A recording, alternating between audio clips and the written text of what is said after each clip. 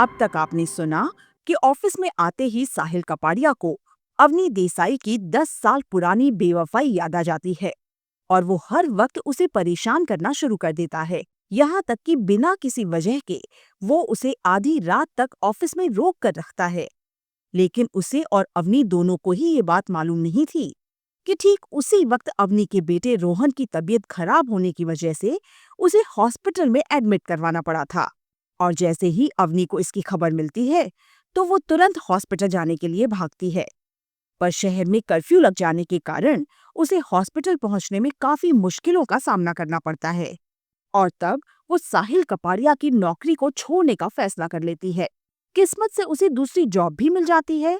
फिर 4 दिनों के बाद ऑफिस जाने पर वो साहिल के सामने अपना रेजिग्नेशन लेटर रख देती है, जिसके ऊपर साहिल बिना उससे कुछ बोले ही साइन भी कर देता है। पर तुषार को साहिल का इतना शांति से अवनी को जाने देना कुछ हजम नहीं हो रहा था। और अब सुनिए इससे आगे की कहानी। इतने में अवनी तुषार के पास आकर खड़ी हो गई। क्या हुआ? क्या सोच रहे हो तुषार? नहीं, कुछ खास नहीं, लेकिन तुम्हारे जाने के बाद ऑफिस में काफी सूना सूना लगेगा। कोई बात नहीं, कुछ ही दिनों में आदत पड़ जाएगी। पर उनका एक दूसरे से बात करना भी अब साहिल को खटकना शुरू हो गया था। इसीलिए उसने तुरंत तुषार को कॉल कर दिया। तुरंत मेरे कैबिन में आओ तुषार। वैसे तो साहिल की आवाज में हमेशा ही उसका 1000 किलो का घमंड मिला होता था, पर इस वक्त उसकी उसी टोन में भयानक गुस्सा भी महसूस हो रहा था। इसीलिए अब तुषार का शक और भी गहराने लगा। साहिल कपाड़िया का ये बेवजह का गुस्सा साफ साफ बता रहा है कि उसका मूड खराब होने की वजह अवनी ही है। और अब तो अवनी यहाँ से जा रही है। ऐसे में अब वो दिन रात परेशान किसे करेगा? लेकिन वो ऐसा कर क्यों रहा है? अरबपति बिजनेसमैन है, पर जैसे इसके पास अवनी को टॉर्चर करने के अलावा दूसरा कोई काम ही नहीं बचा। कहीं अवनी की शक्ल इसकी किसी एक्स गर्लफ्रेंड से तो नहीं मिलती, जो इस खड़ूस को छोड़कर चली गई होगी और अब उसका बदला वो इस बेचारी पर निकाल रहा है। तभी तुषार ने देखा कि साहिल की नजरें उसकी तरफ ही थीं। इसलिए उसके बाद उसने 1 सेकंड की भी देर नहीं लगाई और फौरन साहिल के केबिन में पहुंच गया। जी सर। पता करो तुषार कि अवनी देसाई किस कंपनी को ज्वाइन करने वाली है और इस बात की सारी इन्फॉर्मेशन मुझे घंटे भर के भीतर अपने टेबल पर चाहिए। साहिल ने उसकी तरफ नजर डाले बिना ही उसे काम बता दिया था, लेकिन ये सुनकर तुषार का दिमाग घूम गया। आखिर ये आदमी करना क्या चाहता है? अगर इसे अवनी के रेजिग्नेशन से कोई प्रॉब्लम थी, तो इसने उस लेटर पर साइन किया ही क्यों? और अब जब उसे जाने की परमिशन दे रही है, तो फिर मुझसे उसकी जासूसी क्यों करवाना चाह रहा है? ओह गॉड! इस आदमी को बनाते वक्त कहीं तूने गलती से इसके अंदर लोमड़ी का भेजा तो नहीं डाल दिया था? अगर हकीकत देखी जाती, तो तुषार हर वक्त साहिल पर खार खाया रहता था। तुषार और साहिल की जोड़ी इस बात का परफेक्ट एग्जाम्पल थी कि बॉस के पीठ पीछे हर एम्प्लॉय का उसे गाली देना उसका जन्मसिद्ध अधिकार था और तुषार अपने उस अधिकार का मौका मिलते ही जमकर फायदा भी उठाने लगता था। साहिल अपनी बात पूरी कर चुका था, लेकिन तुषार अब भी वहां से हिला नहीं था। इसीलिए अभी भी उसे वहां मौजूद देखकर साहिल ने उसे घूरते हुए कहा, क्या हुआ? तुम अभी भी यहाँ खड़े क्यों हो? मैंने कहा ना कि मुझे 60 मिनट्स के अंदर सारी इंफॉर्मेशन चाहिए। Now go and do your work fast. Sahil की आवाज की गंभीरता से ही पता लग रहा था कि वो इस बात को लेकर किसी भी तरह की ढिलाई बर्दाश्त नहीं करता। इसलिए तुषार के मुंह से कोई आवाज नहीं निकल पाई। तभी साहिल के मोबाइल पर आज भी नमन का फोन आ गया। लेकिन इस बार साहिल ने पहले से ही उसका नंबर सेव कर लिया था, इसलिए उसे नमन को पहचानने में टाइम लगाने की जरूरत नहीं पड़ी। हाँ बोल नमन, आज रात के कॉलेज गेट टुगेदर की पार्टी में तू आ रहा है ना साहिल? अरे नहीं यार, मैं नहीं आ पाऊंगा। लेकिन क्यों? एक्चुअली मुझे पार्टीज में जाना बिल्कुल पसंद नहीं है और इस तरह की पार्टियां तो मुझे चाइल्डिश लगती हैं। हमें कॉलेज से निकले हुए 10 साल गुजर चुके हैं नमन। अब क्या करना है उन दिनों को याद करके? अरे उसी में तो असली मजा है मेरे भाई। फिर देख, सालों बाद हम पांचों एक साथ होंगे। मैंने मानव, सिद्धार्थ और नकुल से भी बात कर ली है। वो तीनों भी आने वाले हैं। अपने बैच के सारे स्टूडेंट आ रहे हैं यार। खाएंगे, सारी रात पिएंगे और ऐश करेंगे। नहीं नमन, वैसे भी मुझे बहुत काम है। अच्छी तरह से जानता हूँ कि तू बहुत बड़ा आदमी बन गया है और सिर्फ तेरी वजह से ही हमने मुंबई में पार्टी रखी है कि तू ना आने का कोई भी बहाना ना बनाने पाए। वैसे भी तू ही इस पार्टी का चीफ गेस्ट भी है, इसलिए कम से कम अपनी शक्ल दिखाने के लिए तो तुझे आना ही पड़ेगा। ठीक है, अगर ऐसी बात है तो मैं थोड़ी देर के लिए आ जाऊंगा। अब साहिल के पास पार्टी में जाने से मना करने का कोई बहाना नहीं बचा था, इसीलिए उसने हाँ करते हुए फोन रख दिया और बैठकर पार्टी के बारे में सोचने लगा। तो इस पार्टी में पुराने सारे स्टूडेंट्स आएंगे, फिर तो अवनी को भी इनविटेशन जरूर मिला होगा, यानी कि वो भी वहां मौजूद होगी। चलो, एक तरह से अच्छा ही हुआ कि आज पार्टी में सबके सामने मुझे इस लड़की को एक्सपोज करने का मौका मिल जाएगा, जिसे सबके सब सती सावित्री से कम नहीं समझते थे, और उन बेवकूफों की लिस्ट में सबसे पहला नंबर मेरा ही आता था। यानी कि अब साहिल का इंटरेस्ट पार्टी में दोस्तों से मिलने की खुशी से ज्यादा अवनी को नीचा दिखाने में हो गया था। इसीलिए अब वो अकेले में बैठकर अपनी होने वाली जीत के बारे में सोचकर मुस्कुराता चला जा रहा था कि तभी वहां पर तुषार पहुंच गया। काम हो गया सर। तो क्या पता चला? सर, अवनी मंडे से मल्टी रेनबो डिजाइनिंग हट कंपनी ज्वाइन करने वाली है। पोस्ट सेम पोस्ट, सैलरी वो भी सेम ही है सर। इसका मतलब साफ है अवनी कि तुम सिर्फ खुद को मुझसे बचाने के लिए ही उस कंपनी में जा रही हो। लेकिन तुमने तो वाकई में मुझे अंडर एस्टिमेट कर लिया अवनी। तुमने ये सोच भी कैसे लिया कि मेरी जिंदगी का मजाक बनाकर रखने के बाद मैं इतनी आसानी से तुम्हें अपने पंजे से निकल जाने दूंगा? साहिल को इस तरह से सोच में डूबा देखकर तुषार ने धीरे से उससे पूछा, अब मेरे लिए क्या ऑर्डर है सर? इस कंपनी की मार्केट वैल्यू पता करो, मुझे 2 दिनों के अंदर इसे खरीदना है। साहिल का ये नया फरमान सुनकर तुषार सख्ते में आ गया। कहीं ये साहिल कपाड़िया कोई मजाक तो नहीं कर रहा? इस आदमी की आखिर प्रॉब्लम क्या है? अब ये उस कंपनी को खरीदने की बात कर रहा है जिसे अवनी ज्वाइन करने वाली है, लेकिन क्यों? आखिर ये अवनी में इतना इंटरेस्टेड क्यों है? उसे चैन से जीने क्यों नहीं देता? यहाँ तो उसकी लाइफ को मुश्किलों में टाल ही दिया था, लेकिन अब वहाँ भी उसे छोड़ने के लिए तैयार नहीं है, क्योंकि अचानक से उस कंपनी को खरीदने की कोई और वजह तो हो नहीं सकती। कभी कभी तो मुझे लगता है कि ये पूरा मामला उतना सिंपल है नहीं जितना सामने से नजर आता है, पर अवनी भी तो कभी कुछ नहीं बताती। इस बार भी तुषार वहां खड़े होकर कुछ सोचने लगा था। ये देखकर साहिल ने गुस्से में उससे कहा, तुम्हें कुछ कम सुनाई देता है क्या तुषार? मैंने तुम्हें तुम्हारा काम बता दिया है, अब जाओ यहाँ से। और हाँ, आज मुझे ऑफिस से जल्दी निकलना है, लेकिन कल तक मुझे उस कंपनी के सारे लीगल पेपर्स अपने टेबल पर चाहिए। याद रखना कि मुझे किसी भी हालत में वो कंपनी खरीदनी है, और मेरे ख्याल से तुम्हें इसका मतलब तो अच्छे से मालूम होगा। एक बात और, अगर इस बात की किसी को कानों कान भनक भी लगी तो पता नहीं कि तुम आगे अपनी जिंदगी में कुछ भी सुनने के लिए रहो ना रहो। Got it?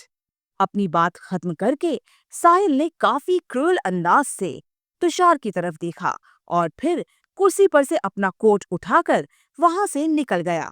जबकि साहिल की धमकी सुनने के बाद तुषार अब तक अपने आप को संभाल नहीं पाया था और ऊपर की तरफ देखते हुए अपने आप से कहने लगा, सीधी सादी सी जिंदगी कट रही थी तेरी तुषार, लेकिन इस जल्लाद के आने के बाद से ना जाने तेरे ऊपर कौन सा ग्रहण लग गया है।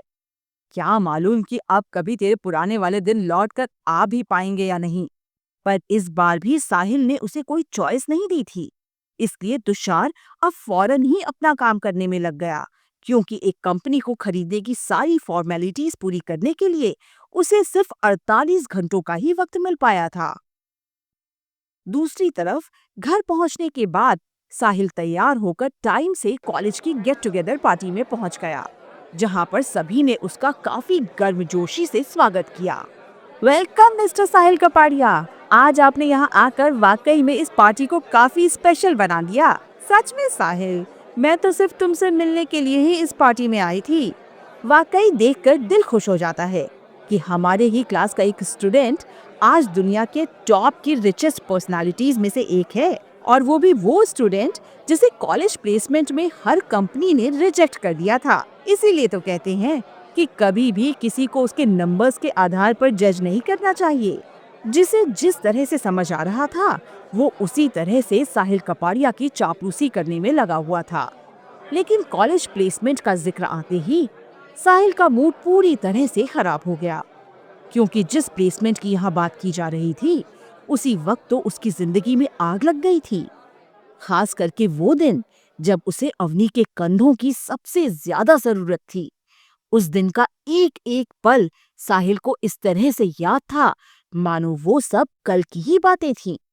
उसके दोस्तों के ग्रुप में नमन, सिद्धार्थ, मानव और नकुल सबकी जॉब लग चुकी थी, सिवाय एक साहिल के, क्योंकि साहिल का ना तो कोई प्रोजेक्ट कंप्लीट था और ना तो उसके मार्क्स अबव एवरेज तक भी आ पाए थे, जिसका कारण सिर्फ एक ही था कि खुद से ज्यादा सारे साल उसने अवनी देसाई की पढ़ाई का ध्यान रखा था। रात रात भर जाग कर उसे पढ़ाता और फिर दिन में अपनी पढ़ाई के वक्त क्लास में उसे नींद आने लगती। कभी क्लास का टॉपर रहा सबसे ब्राइट स्टूडेंट साहिल कपाड़िया धीरे धीरे होशियार स्टूडेंट्स की लिस्ट में पिछड़ता चला गया और हालत यहाँ तक पहुंच गई कि उसके सारे दोस्तों की एक से एक नौकरी लग गई, जबकि साहिल को किसी ने आधी सैलरी पर भी अपने यहाँ रखने में इंटरेस्ट नहीं दिखाया। पर उसके दोस्तों की दोस्ती को इन सब से कोई फर्क नहीं पड़ता था। तू हताश क्यों हो रहा है साहिल? नौकरी ही तो है, कल नहीं लगी तो आज लग जाएगी। और अभी कोई सारी कंपनियां लौट तो नहीं गई हैं। प्लेसमेंट के लिए आज भी इंटरव्यू है और तूने तो फॉर्म भी भरा है। तो ट्राई तो कर, देखना आज तेरी जॉब जरूर लग जाएगी। लेकिन साहिल की टूटती जा रही हिम्मत नमन की इन तसल्ली भरी बातों से वापस नहीं आ पाई। तू समझ नहीं रहा है नमन, एमबीए ज्वाइन करने से पहले ही मैंने अपनी जिंदगी के लिए बड़े बड़े सपने देख लिए थे, पर अब ऐसा लग रहा है जैसे मेरा कोई भी सपना पूरा नहीं हो पाएगा। अब साहिल को दिलासा देने के लिए मानव आगे आ गया था। अभी तू उन बातों के बारे में मत सोच साहिल। देख, इंटरव्यू का टाइम हो रहा है, इसलिए तू शांत दिमाग से जा। हम लोग तेरा यही इंतजार करेंगे। साहिल के लिए भी फिलहाल वही प्रायोरिटी थी, इसलिए वो इंटरव्यू के लिए चला गया। पर एक के बाद एक 4 कंपनीज में इंटरव्यू देने के बाद भी बात नहीं बन पाई, तो वो और भी ज्यादा निराश होने लगा। नहीं, अब मेरा कुछ नहीं हो सकता। मेरी लाइफ में कुछ नहीं बचा। मैं बिल्कुल अकेला पड़ गया हूँ। पर तभी उसे अपनी जिंदगी के सबसे बड़े सपोर्ट सिस्टम यानी कि अवनी की याद आ गई थी। नहीं नहीं साहिल, ये तू क्या बेकार की बातें सोचने लगा? जब तक तेरी अवनी तेरे साथ है, तू कभी अकेला नहीं पड़ सकता। साहिल एक under average middle class family से बिलोंग करने वाला लड़का था। ऐसे में उसकी सारी उम्मीदें और गोल्डन फ्यूचर के सपने एक अच्छी जॉब पर ही टिके हुए थे। इसीलिए उसका इस तरह से निराश हो जाना कोई हैरानी की बात नहीं थी। तभी कॉलेज प्लेसमेंट के लिए आई आखिरी कंपनी के इंटरव्यू के लिए साहिल का नाम पुकारा जाने लगा। Sahil Kapadia. Yes sir, yes sir, मैं हूँ साहिल कपाड़िया। तो फिर जाओ अंदर, इंटरव्यू के लिए तुम्हारा इंतजार किया जा रहा है। इसके बाद अपने मूड को रिफ्रेश करके बड़ी उम्मीद से साहिल इंटरव्यू देने के लिए चला गया। लेकिन यहाँ भी उसके हाथ असफलता ही लगी, क्योंकि उसका रिजल्ट, ओवरऑल परफॉर्मेंस कार्ड और लो कॉन्फिडेंस ने इंटरव्यूअर्स को बुरी तरह से निराश कर दिया था। अब उसे अपना सर उठाकर चलने में भी शर्म महसूस होने लगी थी, क्योंकि देश के सबसे रेपुटेड मैनेजमेंट इंस्टीट्यूट में इस बार जिस एक इकलौते स्टूडेंट की जॉब नहीं लग पाई, उसका नाम साहिल कपाड़िया था। सब खत्म हो गया। अब मैं बा को किस तरह से अपना मुंह दिखाऊंगा? कितनी उम्मीदों से उन्होंने मुझे बड़ा किया था। आज मैंने अपनी बा की जिंदगी भर की मेहनत को मिट्टी में मिला दिया। अब तो मुझे सिर्फ तुम्हारा ही सहारा है अवनी। तुम ही मुझे संभाल सकती हो। भले ही साहिल ने खुद को अकेला और हारा हुआ मान लिया था, पर हर सुख दुख में उसका साथ देने वाले उसके दोस्त यहाँ भी बाहर खड़े होकर उसका इंतजार कर रहे थे। और जैसे ही उन्होंने साहिल को सर झुकाकर उनकी ओर आते देखा, तो उन्हें सारा माजरा समझते देर नहीं लगी और उसके कुछ भी बोलने से पहले ही मानव ने उसे गले से लगाकर निश्चिंत करना शुरू कर दिया। It's okay Sahil, it's okay. Life में ये सब तो चलता ही रहता है यार। तू इतनी टेंशन क्यों ले रहा है? हम हैं ना तेरे साथ। मानव बिल्कुल सही कह रहा है साहिल। मेरी समझ नहीं आ रहा कि अब मैं घर जाकर बा से क्या कहूंगा नकुल, कि उनका बेटा जिस पर उन्हें इतना नाज था, आज वो अपनी जिंदगी के पहले ही इम्तिहान में मुंह के बल गिर गया। ये तू कैसी बेकार की बातें कर रहा है साहिल? वो तेरी माँ है और एक बच्चे को उसकी माँ से ज्यादा कौन समझ सकता है? मुझे मालूम है सिर्फ कि इस पूरी दुनिया में मुझे बा और अवनी ही सबसे अच्छे से समझती हैं। यहाँ तक कि इस सिचुएशन में भी अवनी मेरा साथ नहीं छोड़ेगी। पर फिर भी यार, आज मैं पूरी तरह से फेल हो गया। ये कहने के बाद साहिल चुप हो गया, पर उसकी बात सुनकर उसके चारों दोस्त खामोश होकर एक दूसरे को देखने लगे। साहिल को उनके रिएक्शन में अचानक हुए इस बदलाव का कारण समझ नहीं आया। क्या बात है? तुम लोग कुछ बोल क्यों नहीं रहे और एक दूसरे की तरफ इस तरह से क्यों देख रहे हो? नहीं तो ऐसी तो कोई बात नहीं है। तू भी ना फालतू में कुछ भी बोलता रहता है। मैं कोई छोटा बच्चा नहीं हूं नमन, जो तुम लोग मेरे हाथों में झुंझुना पकड़ाकर मुझे बहलाने की कोशिश करो। हो ना हो, कोई बात तो जरूर है जिसे तुम मुझसे छुपाने की कोशिश कर रहे हो। सच सच बताओ, क्या छुपा रहे हो तुम लोग मुझसे? कोई तुझसे कुछ नहीं छुपा रहा साहिल, और हमारे बीच कभी किसी बात का पर्दा रहा है क्या? ये नमन भी ना, इसकी तो हमेशा से आदत ही है बात का बतंगड़ बनाने की।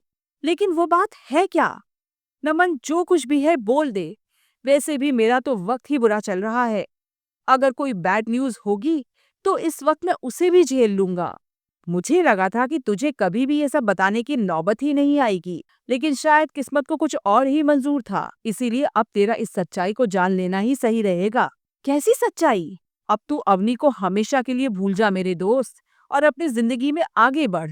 ये तू क्या बकवास कर रहा है नमन? इस बार सिद्धार्थ ने भी नमन की हाँ में हाँ मिला दी। नमन बिल्कुल सही कह रहा है साहिल। अब तक तो अवनी को तेरे फेलियर की खबर भी मिल चुकी होगी, और अब वो तेरे पास लौटकर कभी नहीं आएगी। तुम लोग कहीं पागल तो नहीं हो गए, जो मुंह में आया बकते चले जा रहे हो? कुछ पता भी है कि तुम अवनी के बारे में बात कर रहे हो? मेरी अवनी मुझे छोड़कर कभी जा ही नहीं सकती। हम दोनों ने हर सुख दुख में एक दूसरे का साथ निभाने का वादा किया है। पर साहिल का इस तरह से अवनी की तरफदारी करना नकुल को बिल्कुल पसंद नहीं आया। ये क्या तू सुबह दोपहर शाम रात बस अवनी अवनी की माला जपता रहता है? अरे हम सबने अपने कानों से सुना था उसे कैंटीन में अपने दोस्तों से बात करते हुए, कि अगर साहिल की लाखों की जॉब लग जाएगी तभी वो उसके साथ रहेगी, नहीं तो उसके पास ऑफर्स की कोई कमी नहीं है। नकुल के इतना कहते ही साहिल ने गुस्से में आकर उसका कॉलर पकड़ लिया। तुम मेरी अवनी के बारे में ऐसा कुछ मुंह से निकाल भी कैसे सकता है नकुल? आज मैं तेरी जान ले लूंगा, तुझे जिंदा नहीं छोड़ूंगा, भले ही उसके बाद मुझे फांसी हो जाए। उस वक्त साहिल के ऊपर ऐसा पागलपन सवार हो गया था कि वो किसी भी हालत में नकुल पर से अपनी पकड़ ढीली करने के लिए तैयार ही नहीं था। तब बड़ी मुश्किल से नमन, सिद्धार्थ और मानव ने मिलकर नकुल को साहिल से दूर किया, और सिद्धार्थ ने साहिल को देखते हुए उससे कहा, बहुत भरोसा है ना तुझे अपनी अवनी पर? वैसे तो हम इस सिचुएशन में तुझे ये बात बताना ही नहीं चाहते थे, पर अब लग रहा है कि तेरी आंखों पर से अवनी नाम का ये पर्दा हटाना बहुत जरूरी हो गया है। इसलिए अगर सुन सकता है तो सुन।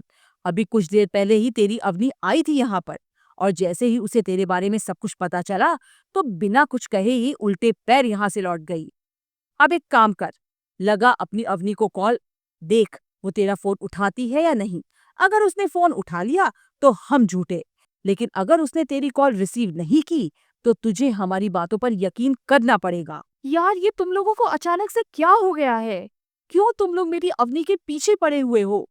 अवनी उन लड़कियों में से नहीं है जो लड़कों का बैंक बैलेंस देखकर उनसे प्यार करती है। बेकार की बातों में टाइम वेस्ट मत कर साहिल। लगा अवनी को फोन और हमें गलत साबित कर दे। जिस रिश्ते को लेकर कुछ देर पहले तक साहिल पूरी तरह से कॉन्फिडेंट था, अपने दोस्तों के किए हुए इस खुलासे के बाद अब उसका वही कॉन्फिडेंस बुरी तरह से डगमगाने लगा। इसीलिए अवनी का नंबर मोबाइल के स्क्रीन पर सामने ही नजर आने के बावजूद उसकी उसे डायल करने की हिम्मत नहीं हो पा रही थी। ठीक है, तुझसे ये काम नहीं हो पाएगा ना? कोई बात नहीं, ला मैं ही डायल कर देता हूँ। फिर सिद्धार्थ ने साहिल को कुछ भी कहने सुनने का मौका नहीं दिया और अवनी के नंबर पर कॉल लगा दी। इस वक्त साहिल की आंखें आंसुओं से भरी हुई थीं। उसकी बढ़ी हुई धड़कनें ऊपर वाले से बस एक ही गुजारिश कर रही थीं। हे भगवान, आज तू मेरे प्यार को जिता देना। आज के बाद मैं तुझसे कभी कुछ नहीं मांगूंगा। प्लीज अवनी, प्लीज मेरा फोन उठा लेना। जिंदगी के इम्तिहान में तो मैं वैसे भी फेल हो चुका हूँ। अब मुझे बस तुम्हारे ही प्यार का सहारा है, नहीं तो मैं मर जाऊंगा। मैं तुम्हारे बिना नहीं जी सकता अवनी। अगर तुम्हारा साथ है तो मैं बड़ी से बड़ी मुसीबत को भी अपने बस में कर लूंगा। पर ये क्या हुआ? क्योंकि सिर्फ 2 घंटे के जाते ही अवनी ने साहिल की कॉल कट कर दी। साहिल के लिए तो जैसे अपनी आंखों पर भरोसा करना ही मुश्किल हो गया। 1 बार, 2 बार, 3 बार, 10, 20, 50। उसके बाद तो साहिल कॉल पर कॉल करता चला गया, लेकिन अवनी ने हर बार उसकी कॉल कट कर दी। अपने कहे हुए की सच्चाई साबित हो जाने के बाद उसके दोस्तों की आंखों में उनकी जीत की चमक नजर आने लगी, जबकि साहिल बुरी तरह से टूट गया था। उसके हाथों से मोबाइल वहीं छूटकर गिर गया। उसकी आंखें इस तरह से पत्थर की हो गईं जैसे उनमें जान ही नहीं बची थी। दोस्तों ने उसे संभालने की कोशिश भी की, देख यार, पर साहिल ने किसी की बात नहीं सुनी और बिना उनकी तरफ देखे किसी जिंदा लाश की तरह चलते हुए वहां से निकल गया। तो क्या यही थी साहिल की अवनी से नफरत की वजह? क्या साहिल के चारों दोस्तों ने अवनी के बारे में जो कुछ भी कहा वो वाकई में सच था? गेट टुगेदर पार्टी में साहिल अवनी के साथ क्या करने की सोच कर आया था? क्या होंगे इन सभी सवालों के जवाब? ये जानने के लिए आप सुनते रहिए दिल दहला देने वाला हमारा ये नया फिल्मी ड्रामा जल्लाद, सिर्फ और सिर्फ हमारे YouTube चैनल एंटो FM पर।